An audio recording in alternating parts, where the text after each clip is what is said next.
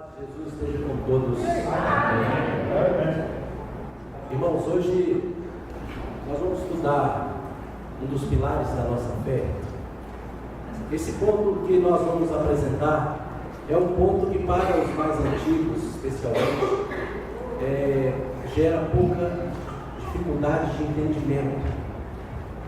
Mas nós temos uma geração nova que, se nós perguntássemos, talvez teriam dificuldade de defender a sua fé, de explicar a razão da sua esperança, e que precisaria nós nos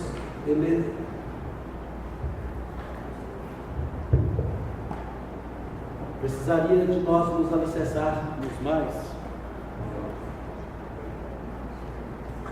na fé que fez de nós um povo peculiar, um povo diferente dos outros povos. Os irmãos sabem qual é o alfa da apostasia? Qual é o alfa da apostasia adventista? Estou falando não de igreja, estou falando de fé. Qual é o alfa da apostasia da fé adventista? Fé na mensagem do advento. Qual? Sábado. Está envolvido. Santuário. Nós temos o alfabeto grego, não é assim? O alfabeto grego, a primeira letra qual é? E a última? Então, em outras palavras, qual é o princípio da apostasia? 29, 18 de Provérbios, foi citado no início. Não havendo profecia, o povo se corrompe.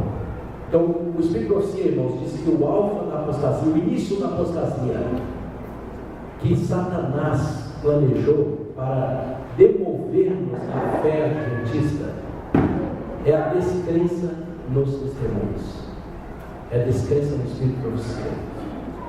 Por isso é importante nós revisarmos.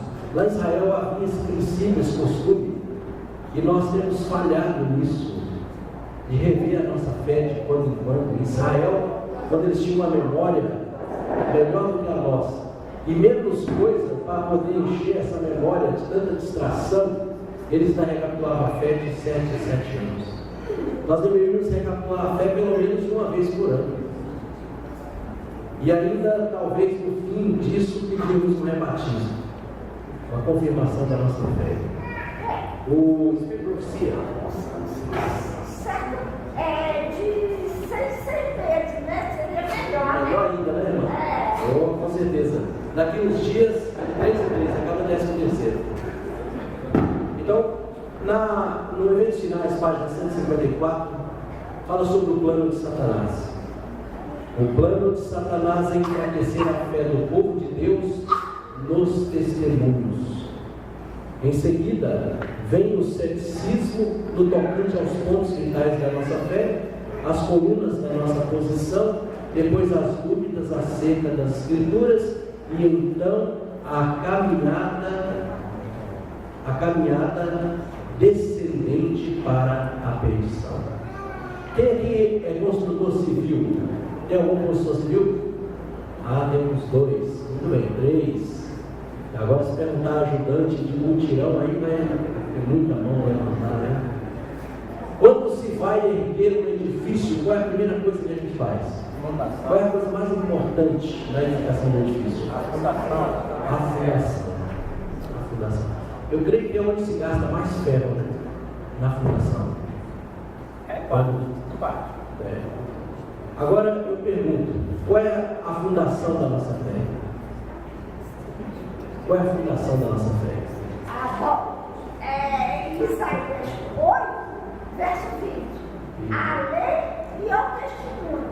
Se não falar sobre essas palavras, jamais ganhará uma alma. Exato.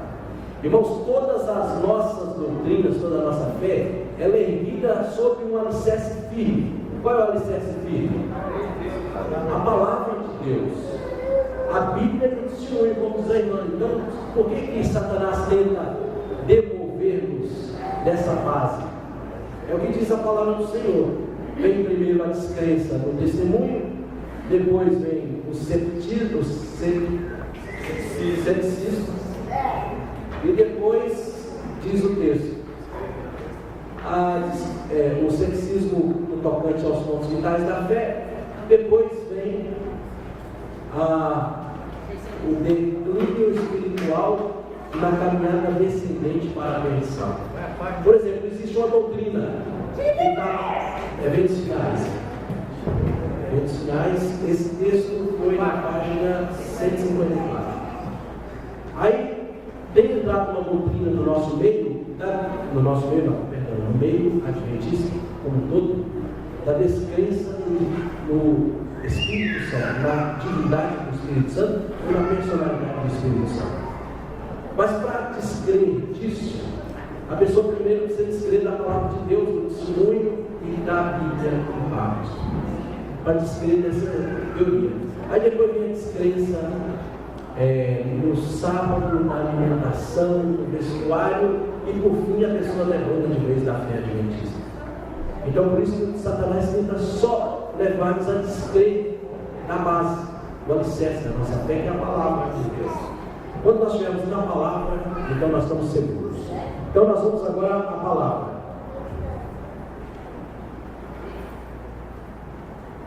Como Deus comunicava com o homem no princípio? No princípio mesmo. Você acha que Jesus conversava com Adão? Lá no Éden? Conversava? Muito bem. Então no início, como é que o homem se comunicava com Deus ou Deus com o homem? Face a face, pessoalmente, como nós estamos aqui, vendo um outro, conversando abertamente, porque não havia pecado para impedir ninguém de ver a face de Deus. Assim, Deus no princípio se comunicou com o ser humano. Depois do pecado, como Deus passou a se comunicar com o homem? Através dos anjos. Vamos ler em Números capítulo 12, versículo 6. Está na tela, que vai falar. Números 12, verso 6. Verso 6. Isso. E disse: ouvi-me agora as minhas palavras. Se entre vós houver profeta, eu, o Senhor, em visão, a ele me farei conhecer, ou em sonhos falarei com ele. Então, depois do pecado, como é que Deus passou a se comunicar com o ser humano? Em sonhos e visões, através dos seus servos, os profetas. A palavra profeta vem do grego profetê, que significa aquele que fala em lugar de outro.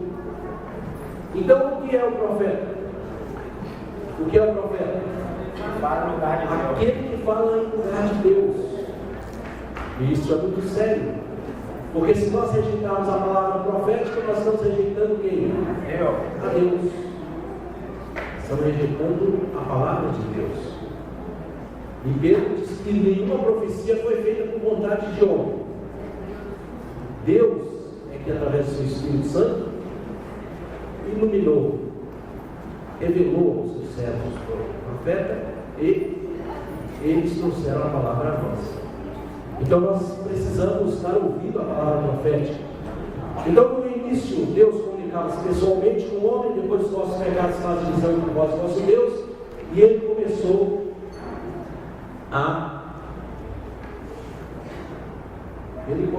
a se comunicar com o homem através de sonhos e visões por meio do profeta.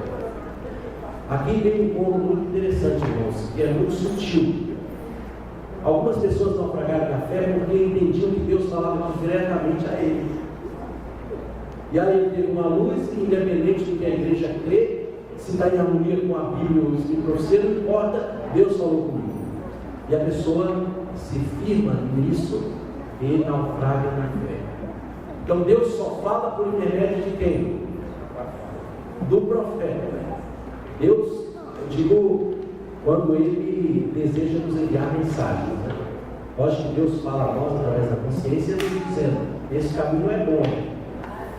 Né? Bom é esse aqui, andai por ele. Mas quando Deus quer enviar luz, mensagens para o seu povo, advertência, ele envia através do profeta. Os profetas bíblicos e os profetas através do dom de profecias. Então a comunicação com o homem depois do pecado se deu através dos profetas antigos, tanto do Novo como do Velho Testamento. Agora é interessante que através do dom profético Deus revela todas as coisas que Ele deseja fazer na sua igreja. A profecia é uma luz que Deus nos deu para iluminar o futuro, o lugar escuro. Então, quando nós temos o dom de profecia, quando Deus suscita um profeta, então o futuro clareia. Os irmãos veem que as pessoas mesmo chamadas cristãs, elas não têm a segurança que nós temos no futuro, porque lhes falta a luz profética. As pessoas ficam apavoradas quando acontece uma coisa aí no mundo, um tsunami, um negócio, mas o que nós que conhecemos a profecia já sabemos? Porque Deus já disse que isso vai acontecer, que não deveríamos ficar angustiados, mas levantar a cabeça, porque a nossa redenção se aproxima quando vê essas coisas acontecerem. Então, quando começam esses movimentos, por exemplo, uma coisa que tem causado perplexidade em muitos, a questão do Enem no sábado. Nós já sabemos onde vai dar isso. Quem nos iluminou isso hoje? A palavra profética. Vai chegar o dia que não é o Enem, não. Ele não pode comprar e nem vender. Isso já está revelado. Então nós não devemos nos apavorar, mas devemos nos apegar mais a Deus, porque sabemos que o fim de tudo se aproxima. Então eu quero passar aqui apenas a título de informação dos profetas do tempo, desde quando começou o dom profético até o fim da era cristã. Então, na era dos patriarcas, nós tivemos vários homens que falaram em nome de Deus, como nós conhecemos a história: Enoque, Noé, Abraão. Depois veio o movimento do Êxodo. No movimento do Êxodo, Deus também se comunicou com o homem através dos profetas. E ali ainda tem mais uma, tem Miriam. Depois, no período dos juízes, também Deus se revelou através do dom profético. Débora, Samuel. E no período dos reis de Israel, quando o reino estava unificado, nós tivemos Samuel, Natã, Gade. Já quando o reino dividiu, 10 tribos para um lado e 2 para o outro, também veio a comunicação de Deus pelos profetas. No reino de Israel, o reino do norte, havia o profeta Aías, Jeú, Macaías, Elias, Eliseu, Jonas, Oséias, Amós, Obed. Depois, no reino de Judá, o reino do sul, então veio a mensagem por Semaías, Ido, Azarias, Ananias, Isaías, Miqueias, Abacuque, Naum, Sofonias, Jeremias, Joel, Jeremias. Depois, o povo de Israel foi levado para o cativeiro, e ainda lá Deus enviou a palavra profética através de Daniel e Ezequiel. E depois disso, Israel voltou para Jerusalém e Deus suscitou Ageu, Zacarias e Malaquias. Só que, depois de Malaquias, o que aconteceu? Depois de Malaquias, veio o período de silêncio profético. O período intertestamentário foi marcado pela ausência do dom profético. Ou seja, entre o Novo e o Velho Testamento, o Velho e o Novo, faz, o período foi marcado por ausência de revelações da parte dos profetas de Deus. 400 anos o povo de Israel ficou sem profeta. Desde Malaquias, que foi o último profeta do Velho Testamento. Mas é interessante, Logo depois, vamos agora tirar esse período de 400 anos, vamos pegar só a sequência de que está na Bíblia. Depois do livro de Malaquias, qual livro vem? Mateus. E quem nasce ali em Mateus? Jesus. Muito bem. Na primeira vinda de Jesus, a primeira vinda de Cristo no mundo, está relatada nos Evangelhos. Jesus veio como uma criança e nasceu em Belém. Quantos anos de silêncio profético? 400. Mas agora Jesus deveria nascer e vir ao mundo na sua primeira vinda. Então, quando Cristo quando estava próximo de Cristo se manifestar, o que Deus fez? Deus suscitou o dom profético. Deus suscitou Simeão e Ana, João Batista, Jesus Cristo, e depois a igreja apostólica teve profetas. Mas eu quero frisar especialmente aqui. Qual era a missão de João Batista? Preparar o caminho do Senhor. Apesar de 400 anos de silêncio, quando foi para a primeira vida do Messias, Deus suscitou o profeta. Para quê? Preparar um povo para que o Messias encontrasse um povo bem disposto, bem preparado para encontrar-se com Cristo. E aí a igreja apostólica teve os seus profetas, depois de João, o último profeta do Velho Testamento, do Novo, que houve novamente silêncio profético.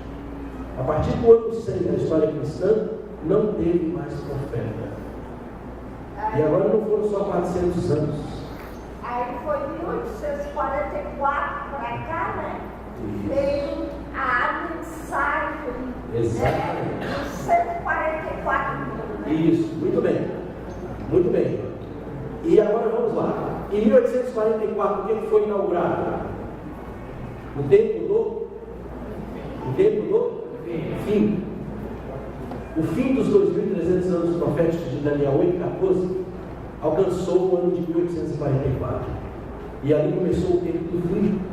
Porque Deus disse para Daniel: sela o livro, encerra, não vai ser entendido agora, mas só vai ser entendido quando?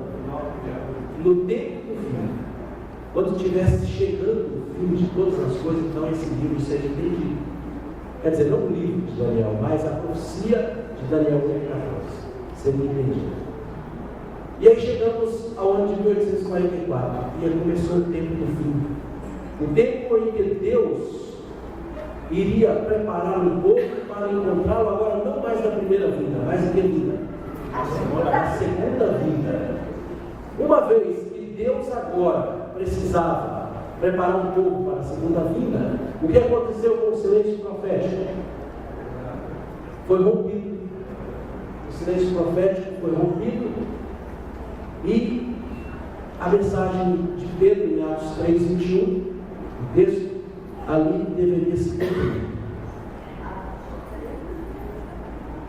Isso, Atos 3, verso 21.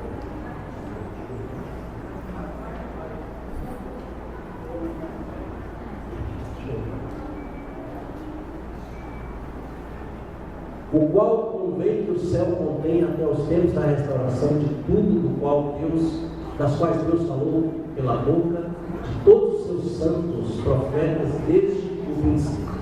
Então veja bem, nós falamos que o alicerce, a base é a palavra profética. Se Deus queria restaurar todas as coisas, ele precisava restaurar primeiro a base, o dom profético.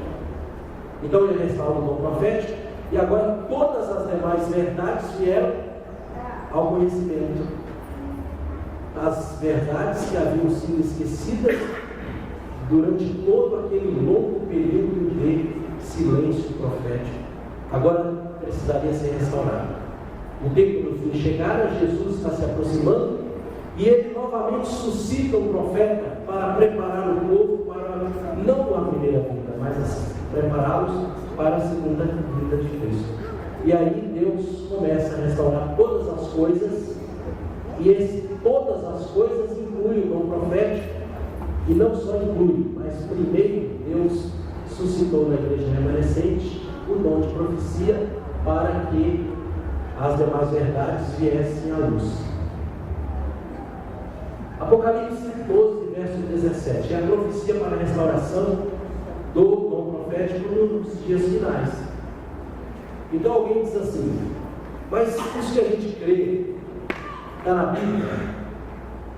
Isso que a gente crê está na Bíblia? E tem mais um profeta além da Bíblia? Do que está ali na Bíblia, em Apocalipse, fechou com João, e não tem mais nenhum profeta escrito na Bíblia depois. Nós podemos crer que o dom de profecia é da parte de Deus? Sim, porque a Bíblia não encerrou todas as possibilidades. A Bíblia apenas concluiu com João as mensagens para guiar o povo até alcançarmos uma outra luz que viria para auxiliar essa luz que foi esquecida. Se nós todos, se o povo tivesse guardado tudo que está na Bíblia, não precisaria de Deus suscitar dom profético. Mas como o povo se esqueceu das verdades bíblicas, então Deus precisou enviar uma nova luz para que a verdade fosse compreendida. Então o dragão virou-se contra a mulher e foi fazer guerra à sua semente. Os que guardam os mandamentos de Deus e o testemunho de Jesus. Infelizmente, essa versão aqui não é a que eu gostaria de ter escolhido. É aquela versão que diz: e foi fazer guerra aos remanescentes. Então, a igreja que é perseguida pelo dragão é a igreja remanescente. Agora, o que tem essa igreja remanescente? Os mandamentos de Deus e o testemunho de Jesus. Então, essas duas características, irmãos, identificam a igreja de Deus, a igreja remanescente no fim. Guarda os mandamentos e tem o testemunho. E o testemunho de Jesus, o que é? É o Espírito Santo. Exatamente. O fim do texto, vamos ver só o fim do texto. Adora a Deus, porque o testemunho de Jesus é o espírito de profecia. O espírito de profecia e dom de profecia é a mesma coisa. É a mesma coisa. Então, a igreja de Deus, ela tem a guarda dos mandamentos e tem o dom de profecia. E o testemunho de Jesus é o dom de profecia.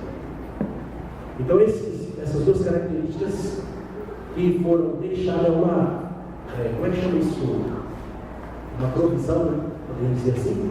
Foi deixada na Bíblia, ao fechar João, o último livro, então deixou uma janela aberta para que nós crescêssemos em qualquer profeta que viesse no fim. Porque a igreja de Deus teria essa característica. Ela teria o dom de profecia na igreja remanescente. E a igreja remanescente surgiu depois do ano de 1844. Pastor, então aqui está dizendo, aqui na Bíblia está dizendo que o testemunho de Jesus é o Espírito de profecia. Então o Espírito de profecia da irmã White, a gente compreende, crê que é o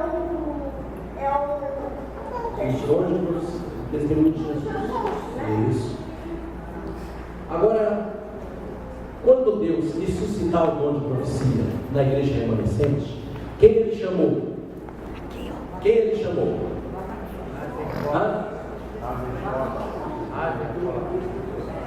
Os irmãos estão normalizados. Então ele não chamou, a irmã disse assim: o testemunho da irmã White. Deus não chamou a irmã White para ser profetisa a princípio, né? Deus chamou um homem chamado William Foy. Só que esse homem rejeitou o chamado divino. E aí Deus chamou um outro homem, Hazen Foss. Ele também rejeitou o chamado divino. Aí Deus disse: não, o homem não dá mais para trabalhar, né? Os homens são autoconfiantes. O homem é autoconfiante. Por quê? Porque eles não, eu não tenho capacidade. Quer dizer que se eu não tivesse capacidade, eu ia. Não vou conseguir. Então, Deus não dá para trabalhar com esses homens autoconfiantes. Eu preciso chamar alguém que não tenha confiança nenhuma em si mesmo. E aí eu posso usar. Isso. Então eles se recusaram por quê? Porque não se viam na condição de convencer o povo. E aí o povo não ia aceitar. Então eles iam ficar envergonhados e o povo ia rejeitar, escarnecer. Então o Senhor não quer. Isso é pesado para mim. Foi até a mesma dúvida que Moisés tinha no começo, mas ele ficou com meio uma mulher foi regulada. Aí Deus, vergonhosamente para nós, ele quis chamar uma menina. Uma menina. Se fosse um homem, uma mulher ainda, mas chamou uma menina. De quantos anos? 17 anos. Mas só que a história não começou aqui, tá? A história começou um pouquinho antes. Quando Ellen White nasceu, ela nasceu junto com uma irmã. Né? Ela tinha uma irmã que era gêmea com ela. Mas aos 9 anos, elas voltando da escola, por um motivo fútil, que as meninas estavam brincando e brincaram com a menina lá, e a menina atirou uma pedra. E essa pedra veio direto no nariz de Ellen e a atingiu ali e ela caiu desmaiada. Durante muitos anos, a saúde dela foi débil. Ela tentou voltar para a escola depois de muitos dias de recuperação, não conseguiu. A mente dela não captava, não conseguia transmitir para a sua mão as coisas que ela procurava entender. Uma letra difícil, ela não conseguia assimilar muito bem os ensinos. E qual foi finalmente a conclusão? Chegou. Dá para estudar. Dá para estudar.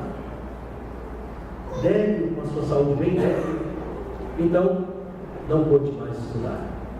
E com 17 anos, Deus a chamou para o ofício, para ser a mensageira do Senhor. No ministério, nós vamos ver mais à frente, um ministério bem longo. Agora eu pergunto, por que Deus permitiu que Ellen White sofresse aquele acidente, ficasse enfraquecida, quase morreu, e finalmente teve que abandonar a escola e não pôde estudar, não pôde aprender tudo o que ela necessitava? Por que Deus permitiu isso? Para que toda a honra fosse dada a ele, não ao poder. Isso. Esse é o primeiro aspecto. Agora vamos ao segundo. Vamos ler, isso aqui é interessante. Primeira mensagem escolhida, página 32. Cedo em minha juventude, foi me perguntado também para levar a mensagem aos errantes. Deus falou com ela.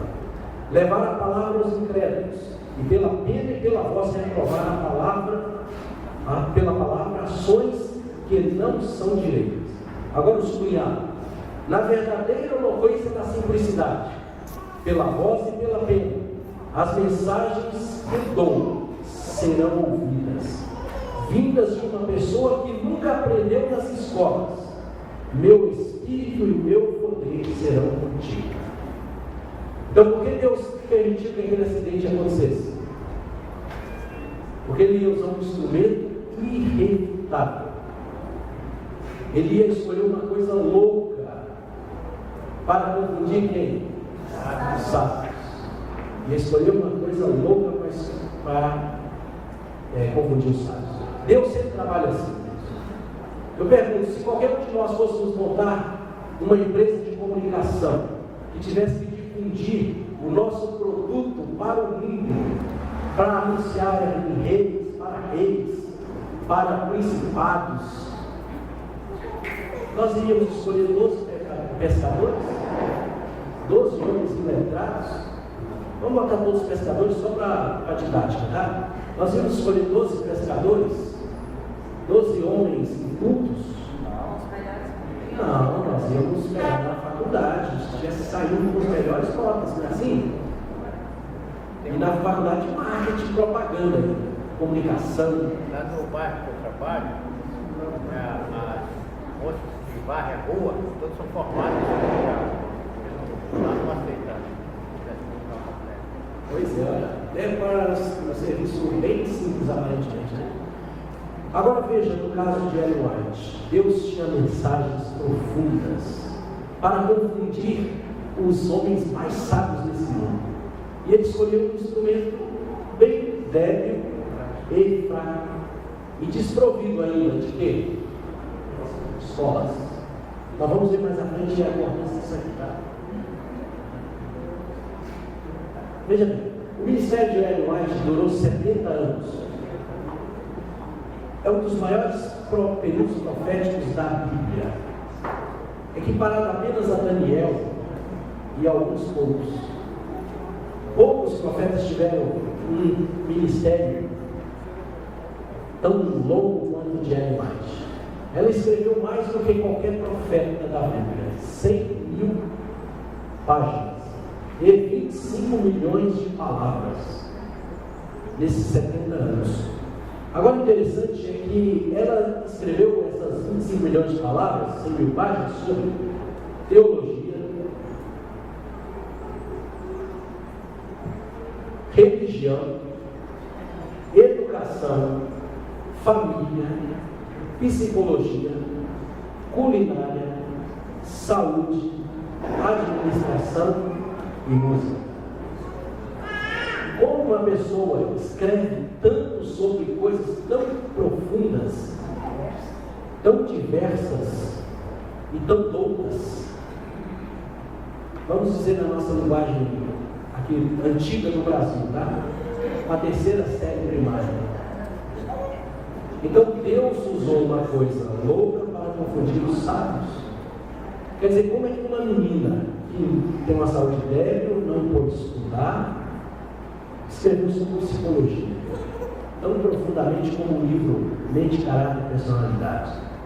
Como é que ela escreveu tanto de administração, como ela escreveu livros para a liderança da obra, obreiros evangélicos, escreveu para ministros, livros de administração de como deveria conduzir a obra, livros que hoje servem de base para qualquer administração atual. Saúde. Esse aqui é o ponto que eu quero chegar. Saúde. Irmãos, vocês sabem, hoje uma das faculdades que exige maior estudo, maior tempo de preparo e ainda um tempo quase integral, e ainda para se conhecer bem pouco, é a área de medicina, a das áreas de saúde. No entanto, ela escreve coisas que os cientistas hoje estão querendo engatinhar. Ela já escreveu há mais de 100 anos atrás, numa clareza, numa simplicidade, mas numa profundidade sem igual. As declarações de Boarim, embasadas. Exato, ele está citando aqui como Boarim, um dos médicos mais conceituados dentro e fora da igreja, escreve embasado no que uma menina de 17 anos, na terceira série primária, escreveu. Então, por que Deus permitiu isso? Para que, quando ela pronunciasse a sua palavra, isso aqui era irrefutado. Porque, se ela tivesse estudado, imagine, formou em nutrição, aí ela vai falar de combinação de alimentos. O que as pessoas diriam? Você não é inspirado. Você não estudou. Não é assim? Tivesse feito faculdade, tornado uma doutora, mestre, pós-graduada em administração. Mas a glória toda é dada a quem? A Deus. Porque somente por Deus, que tem uma sabedoria profunda e infinita, poderia essa jovem se tornar uma mensageira de Deus com mensagens tão importantes. Certo? Agora vem o X da questão. Como é que nós podemos identificar um profeta verdadeiro e enquadrar Ellen White nisso? Como é que nós podemos? Vamos ver as descrições. Eu quero falar bem rápido aqui sobre essas qualificações ou essas manifestações que identificam o profeta verdadeiro. Quando o profeta é falso, os sonhos são mentirosos, as visões são falsas, a profecia não se cumpre, as profecias deles é para desviar de Deus, o auto-engano é pronunciado, inspira a iniquidade e pratica e inspira iniquidade. E além disso, esses profetas falsos são, na maioria, consultores de espíritos dos mortos. Agora, o profeta verdadeiro, como é que é descrito? Visões e sonhos são de Deus. Quando ele tem profecia, ele tem uma manifestação física que é impossível ao ser humano. A mente sai do que está acontecendo ao seu redor, mas ele permanece de olhos abertos e fica sem fôlego e não morre. As profecias se cumprem, ele segue a lei do testemunho, ele não se autoproclama profeta, ele é eleito por Deus, tem frutos condizentes a uma vida de um servo de Deus, e ele fala de Jesus. Agora isso aí se cumpre no ministério de Ellen White. Eu quero fazer só um ponto, que talvez seja o mais difícil de contradizer, que é esse ponto aqui, ó. Olhos abertos e sem fôlego. Depois eu vou entrar nesse aqui, que é a parte final. Vida e Ensinos, página 252 e 3. Especialmente durante os primeiros anos de sua obra, as visões da Sra. White eram frequentemente concebidas na presença de muitas testemunhas. Durante essas manifestações, ela ficava inteiramente consciente de tudo quanto a rodeava na terra. Contudo, frequentemente andava e fazia graciosos gestos enquanto descrevia as cenas que testemunhava. Sua força em tais ocasiões era fenomenal. Homens fortes esforçavam-se para mover a sua mão, o seu braço na posição em que ela os mantinha, mas não conseguiram.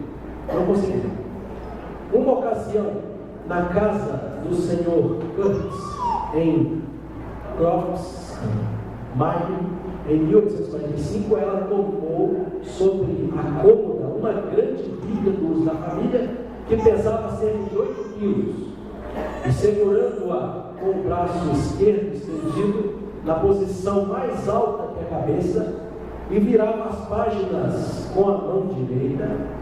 Ela segurava a Bíblia com a outra, passava as páginas e citava os textos que ela ia abrindo ao virar as páginas.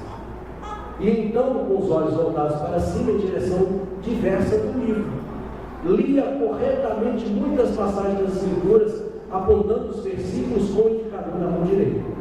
Com sua força normal, ela teria dificuldade mesmo para levantar aquele pesado volume. Enquanto, porém, de modo sobrenatural, fortalecido visão, susteve-o erguido com o braço estendido durante mais de meia hora. Então essa manifestação é a mesma do profeta Daniel, no capítulo 10, quando ele tem a visão e o anjo vem para lhe dar a resposta. Ele diz que caiu como morto, e diz: não houve fôlego em mim. Então o profeta em visão ficava assim, e a mesma manifestação se viu no ministério de Ellen White. Então esse é o primeiro ponto que eu quero citar. Não vamos citar aqui os outros, porque os irmãos também identificam isso já no ministério dela, mas eu quero partir para o ponto central.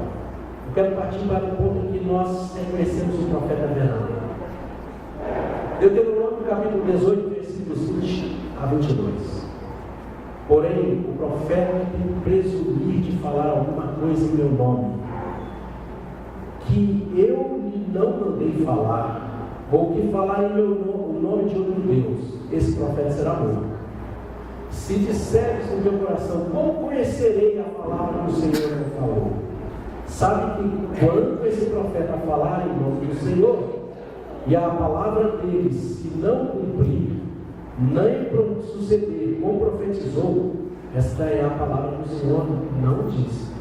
De soberba a falou ao profeta: não tenhas temor dele. Então aqui está uma das maiores evidências de que alguém foi chamado para o ofício de profeta ou para o dom de profeta. Quando ele fala, o que ele diz se cumpre. Quando ele diz se cumpre. Então vamos lá ao profeta falso da Bíblia, apóstolo Paulo. Paulo disse assim: nem todos nós dormiremos, mas nós que ficarmos vivos, o que acontecerá? Seremos transformados e arrebatados para encontrar o Senhor nos. Então Paulo era um falso profeta. Ele diz: nem todos nós dormiremos. Ele dormiu. Certo ou errado? Claro que é errado. Isso é só para aguçar o pensamento, para ativar o raciocínio. Então, por que Paulo disse isso e não se cumpriu? Por que pregou durante 40 dias Jonas em Nínive, dizendo: em 40 dias Nínive será destruída, em 40 dias Nínive será destruída? O que aconteceu com Nínive? Não foi destruído. O profeta falso. É isso mesmo? Não. Então eu quero perguntar por que também os textos de Espírito profecia nessa mesma situação. Por isso eu estou levando-nos a um raciocínio, para quando se depararem com isso, os irmãos entenderem por que assim às vezes acontece com o profeta. Eu pergunto: por que a palavra desses profetas não se cumpriu? Jonas, Paulo, por quê? Porque existem profecias que são condicionais. São profecias condicionais. Ora, se Nínive não se arrependesse, o que aconteceria em 40 dias? Fogo. Mas ela se arrependeu, então a profecia não se cumpriu. Porque as profecias são condicionais. Entenderam, irmãos? Então não fiquem tontos quando alguém apresentar. Olha, escreva isso aqui, ó. Ellen White diz assim: nem todos que estão nessa reunião vamos morrer. Uns ficarão aqui para encontrar o Senhor, e outros servirão para vermes, pasto de vermes. Pronto, falta profetiza. Não se cumpriu. Aquela profecia era condicional. Se a igreja tivesse aceitado a mensagem da justificação pela fé, em quantos anos nós concluiríamos a obra e estaríamos fora desse mundo?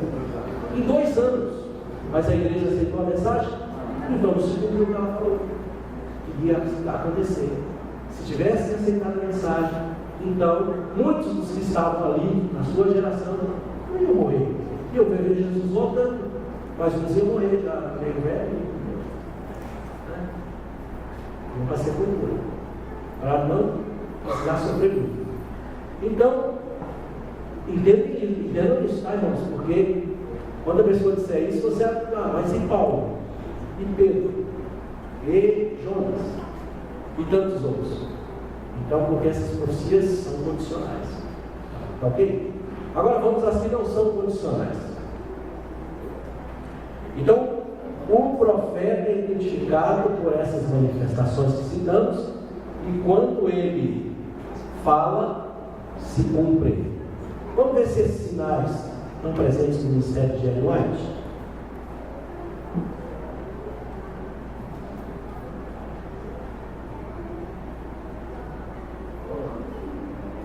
O Senhor se levantará para sacudir terrivelmente a terra. Veremos aflições por todos os lados.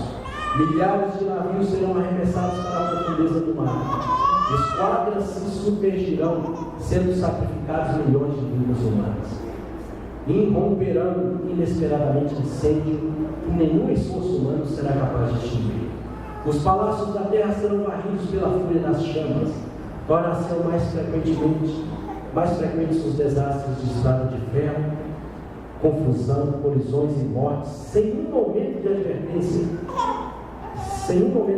Ocorrerão nas grandes vias de comunicação. Isso aqui foi dito em 1890. Que evento é esse, irmãos? Que ela estava dizendo aqui que ia acontecer? Perdão. 1914. Isso, vamos lá. Que acontecimento é esse? O Senhor se levantará para sacudir terrivelmente a terra. Milhares de navios serão arremessados nas profundezas do mar. Esquadras se submergirão, se sacrificar milhões de vidas humanas. Quando se cumpriu isso? Em 1914, com a Primeira Guerra Mundial. E a Primeira Guerra Mundial, além de... mas para mim fica profetizando isso? Porque a Primeira Guerra Mundial está intimamente ligada com a história da igreja. Na Primeira Guerra Mundial, havia uma profecia que a igreja ia sofrer uma cisão, uma divisão. Então Deus traz a mensagem para o profeta para entrar para a igreja, que era para se preparar porque esses sinais iam acompanhar o momento que estava previsto isso na igreja de Deus. Então veja, cumpriu-se o que ela disse. Teve um cumprimento fiel na Primeira Guerra Mundial. E depois, todos esses demais, estamos vendo até hoje. Esse dia teve um descarregamento de trem na China. Morreu muita gente. Então, os dias finais seriam marcados por um crescimento de acidentes nas vias de transporte, nas vias de comunicação, terra, ar e mar. Mas esse aqui é fraquinho, né? Vamos mais forte.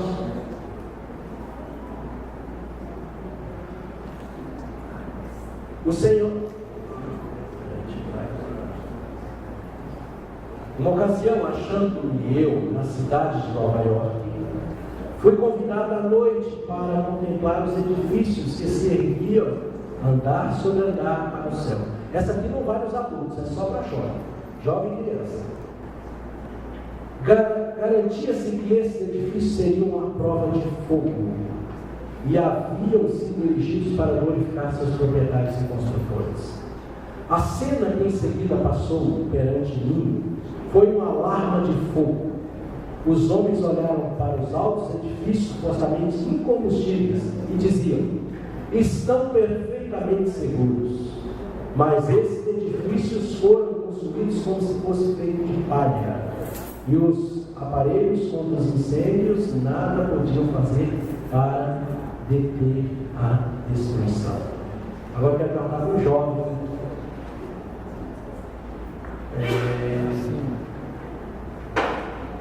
Essa moça aqui da esquina, isso, você. Você lembra? Você ali já se cumpriu? Já se cumpriu isso aqui? Vamos lá. Cadê os jovens? Os jovens estão na galeria, né? 11 de setembro. 11 de setembro cumpriu isso aqui?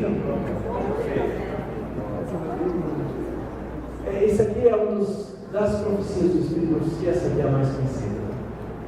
Por que ela é conhecida? Porque aconteceu nos nossos dias. Então nós nos familiarizamos muito com isso aqui. 92 anos depois dessa profecia, o que aconteceu? Incêndio das Torres Gêmeas. É. 11 de setembro de 2001, né? Isso. Então esse acontecimento, irmãos, é muito significativo. Eu vou dizer que tem uns detalhes aqui muito interessantes. Eu acredito no dia 11 de setembro é o cumprimento desse texto. Agora a profecia precisa se cumprir matematicamente. Então vamos lá a esse texto. Olha aqui. Ela foi chamada para contemplar edifícios que se erguiam em Nova York. E esses edifícios se diziam que era a prova de quê? Fogo. E como é que esses edifícios caíram? Pelo fogo. Muito bem. E eles haviam sido para glorificar os seus proprietários e construtores. E diz que quando esses homens iam propagar, que estava todo mundo seguro. Esses edifícios não podiam pegar fogo, eram incombustíveis. Muito bem. Os irmãos talvez tenham ficado sabendo que os construtores desse edifício, os engenheiros que projetaram esses dois edifícios, vocês sabem onde eles estavam na hora que os aviões chocaram-se com os edifícios? Alguém sabe onde eles estavam? Eles estavam em Hamburgo, na Alemanha, em uma reunião. E sabe o que eles estavam fazendo nessa reunião? Explicando para um grupo de pessoas da área como eles conseguiram projetar aqueles edifícios que não pegam fogo. Eles estavam numa reunião, explicando exatamente a engenharia daquilo ali, como fazer um edifício daquela magnitude, que são, poderíamos dizer assim, indestrutíveis. Lógico que se tivesse um terremoto muito grande, caía mesmo. Mas eles estavam explicando como os edifícios eram incombustíveis, não pegavam fogo. No que eles estão lá todos animados dando a palavra, o que acontece? lá toca. Ó, estojei, estou pegando fogo. Irmãos, imagina a cena. Então, disse que eles iriam dizer isso, olha, pode ficar tranquila, perfeito, seguro, não pega fogo. E exatamente naquele horário, eles estavam fazendo uma palestra sobre isso. Agora tem uma outra coincidência que nos ajuda muito a crer mais ainda na palavra profética. Que dia foi esse acontecimento? 11 de setembro. Como é que nós escrevemos 11 de setembro? 11 do 9. 11/9. Agora, como é que os americanos escrevem? 9/11. Lá primeiro vem o mês, depois o dia. Então, esse evento nos Estados Unidos foi em setembro, no dia 11. 9/11. Agora, qual é o número do corpo de bombeiro dos Estados Unidos? 911. A mesma data é o mesmo número da data do dia que aconteceu esse problema. E diz o testemunho que o 911 ia tocar, não ia? E o que aconteceu com os bombeiros? Correram para lá. Puderam apagar o fogo? Não puderam. Agora, interessante. Onde está registrado esse texto do Espírito de Profecia? Como diria o Geraldo, um doce para quem acertar. Muito bem.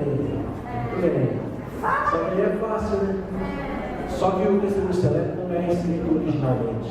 O Espírito não escreveu o testemunho seleto.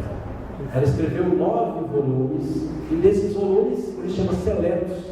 Eles selecionaram textos e fizeram uma coleção menor chamada Testemunhos Seletos.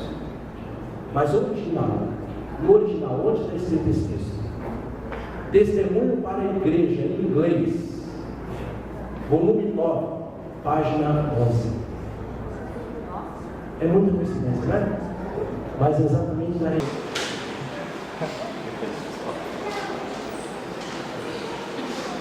Esse texto aqui, irmãos, eu creio que até as crianças vão interpretar essa profecia, quer ver?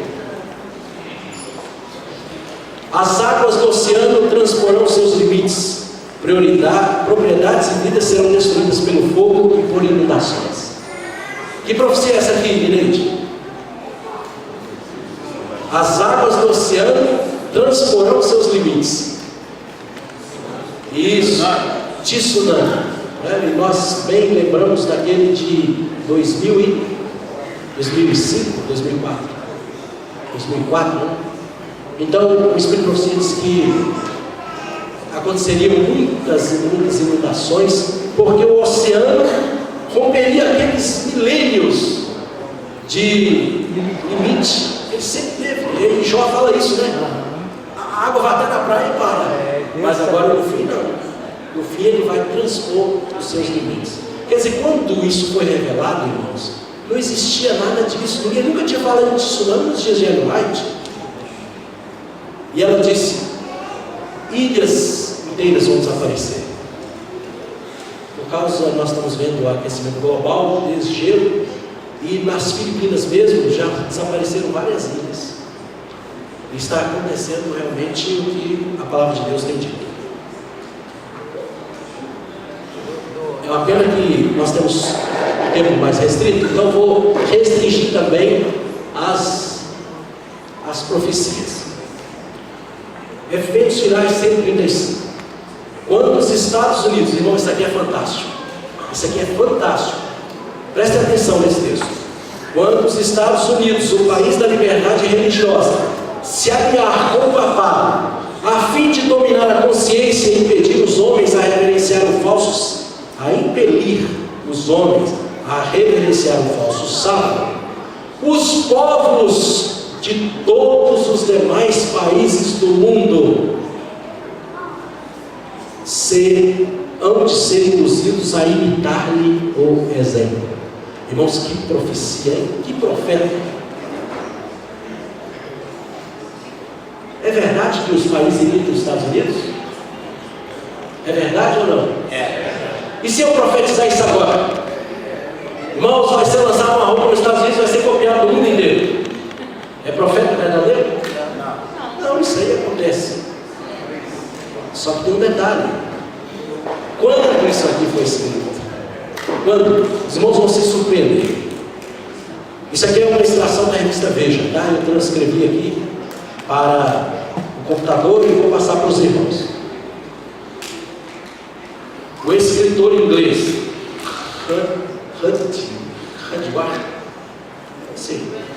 Kipling torceu o nariz ao visitar os Estados Unidos no começo do século, na década de 1900. Veja a conclusão que ele chegou ao chegar nos Estados Unidos no início do século, em 1905. É um arquipélago de tribos selvagens. Olha como eram os Estados Unidos nos dias de Ellen White, na visão desse inglês.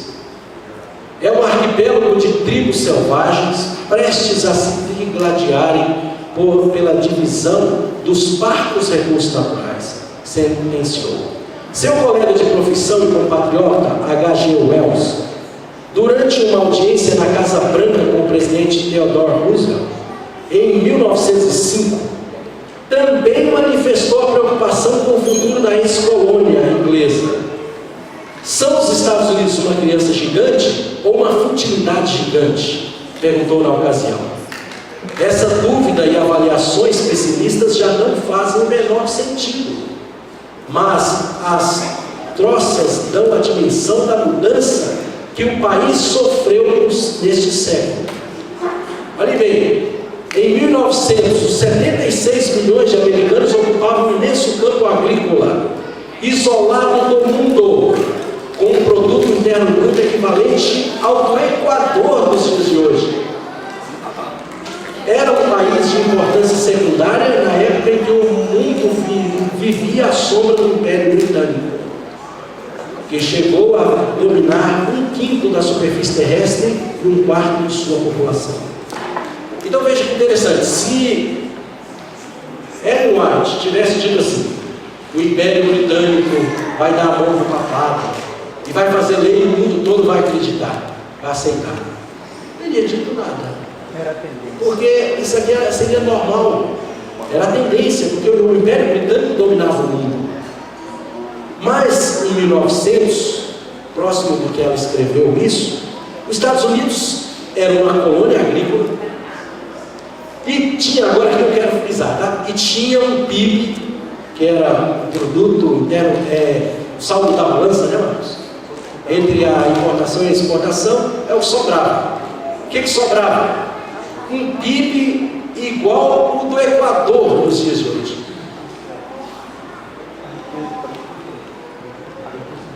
Isso. Então a riqueza dos Estados Unidos, na época que Ellen White escreveu isso, era igual ao do Equador. E a importância? Era um país de segunda, aqui era de uma importância secundária, ficava em segundo plano. Todo mundo olhava, era para a Inglaterra. Estados Unidos era uma colônia agrícola cheia de índio. E ela disse assim: os Estados Unidos vai dar a mão ao papado, vai fazer uma lei para que todos guardem o sábado e o mundo inteiro vai acompanhar. Irmãos, isso aqui era a coisa mais improvável que alguém podia dizer.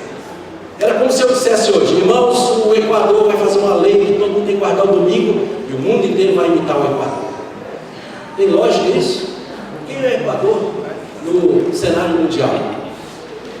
Agora diz aqui o texto, o fim do texto, olha.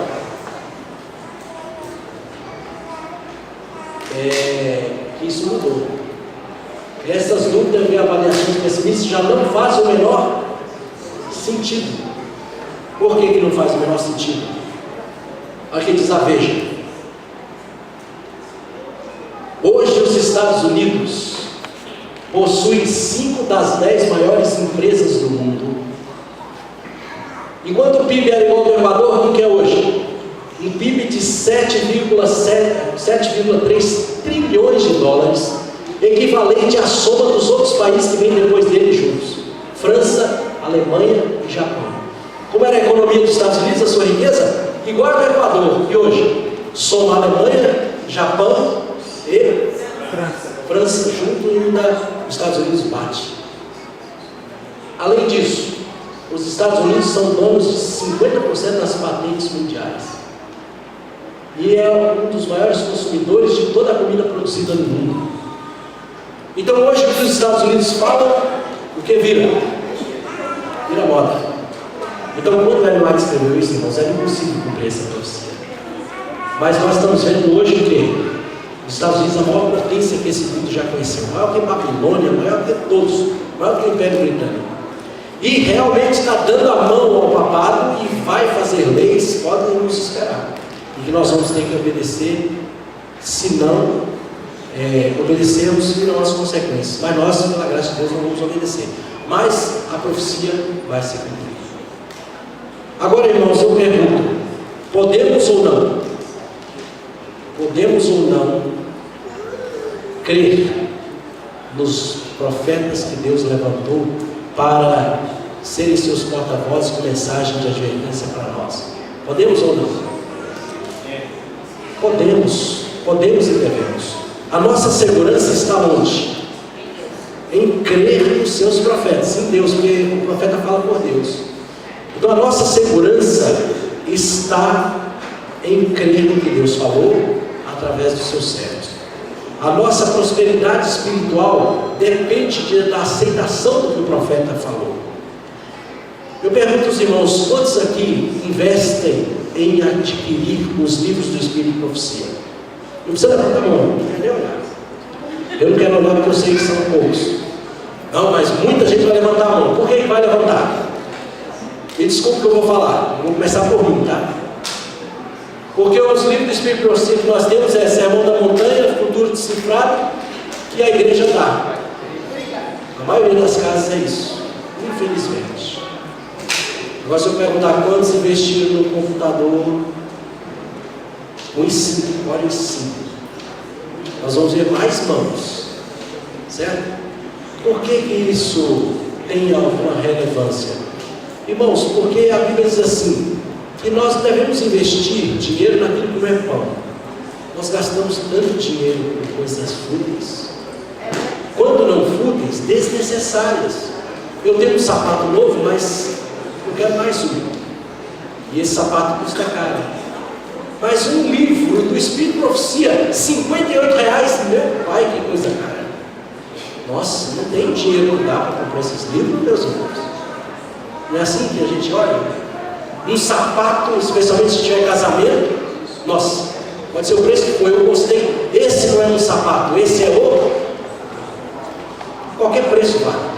Mas quando é a Bíblia, quando é a Escritura, são coisas baratas e dura tanto tempo e promove uma coisa de bem-estar eterno. Irmãos, é muito barato. Mas nós chegamos na casa dos irmãos e quase não vemos o livro do Espírito de Profecia. E outra coisa, não é só comprar o livro, não. É estudar. A irmã disse ler, eu vou mais além. Estudar o Espírito de Profecia. Irmãos, é aqui que está a nossa segurança, como igreja e como cristãos. É a segura palavra de Deus, a palavra dos profetas. Então, irmãos, vamos investir mais na nossa família, na nossa fé. Os irmãos sabem por que a nossa editora não lança livros do Espírito de Profecia? Porque se lançar vai ficar tudo na editora. Porque pouquíssimos são comprados. Nós não investimos muito em livro. O brasileiro é assim, né? Não gosta muito de ler. Só que nossa salvação depende disso. A Bíblia diz que a fé vem pelo ouvir, é verdade. Mas lá em Apocalipse diz: bem-aventurado quem? Os que leem. Também tem que ler, não é só ouvir, não. Vira para sermão.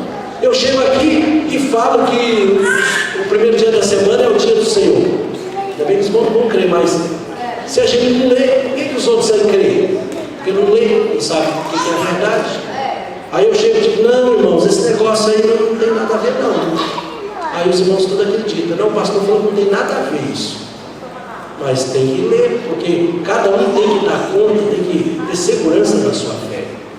A minha sogra era uma mulher notável. Não é porque morreu, não. Mas minha sogra era feroz. Eu herdei os livros dela, todos marcados, lindo. Ela levantava cedo. Era comportora, mas não saía sem ler. testemunho.